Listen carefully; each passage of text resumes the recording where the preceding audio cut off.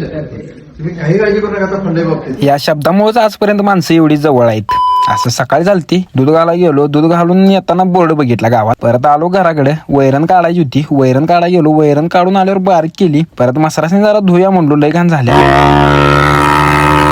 तुम्ही म्हणणार आज का दाखवायला लागले हे, असं कार्यक्रम झालता आपल्या गाडीचा, बॉडी फुटून चिनात गेलती गाडीच्या. हे गाडी पळवल्याचा परिणाम हो. परत म्हणलो जाऊया आपल्या गॅरेजला, मिस्त्री आहे करते व्यवस्थित. परत गेलो वडगावात निहानाला सोडून गॅरेजवर आलो. काम चालू होतं गॅरेजवर. ह्यो पार्ट वेरणाचा बाद झालता. ह्यो पार्ट मग मागवला ओरिजिनलची किंमत बघा किती आहे, पार्ट बघा केवढा आहे. असं बघ बेल्ट पण बाद झालता म्हणून मागवल्याला. वेरणाचं होत चालतं तोपर्यंत स्विफ्ट एक आली. स्विफ्टचं बॅलेन्सिंग अलाइनमेंट करायचं होतं. घेतली गन, काढली चाकण, लावलं बॅलेन्सिंगला. परत अलाइनमेंटला लावलं, अलाइनमेंट ओके करून घेतलं. परत ब्रेकडाऊन एक गाडी झाली भादुल्यात गेलो. व्हॅनची क्लच केबल तुटलेली, ती करून आलो परत गॅरेजवर एक व्हॅन आलती. डिस्क बघा किती बाद झाल्यात, तरी पण गाडी पळवते कस्टमर. परत याचं अलाइनमेंट करायचं होतं. अलाइनमेंटच्या रॅमवर लावली, टार्गेट त्यांनी लावून घेऊन अलाइनमेंट ओके केलं. ओके केल्यावर आपला मित्र एक आलता.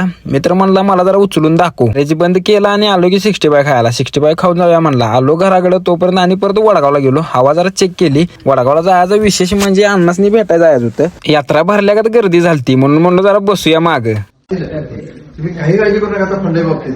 लागेल ते नियोजन लावायचं. याच कारणामुळे भावानो अण्णांचे एकनिष्ठ आहेत माणसं सगळी. परत आलो आपल्या गॅरेज पासून म्हणलो चला जाऊया घराकडे, आता लय वेळ झालाय पहिलाच. मग आलो घराकडे. ब्लॉग आवडल्यास लाईक आणि फॉलो करा.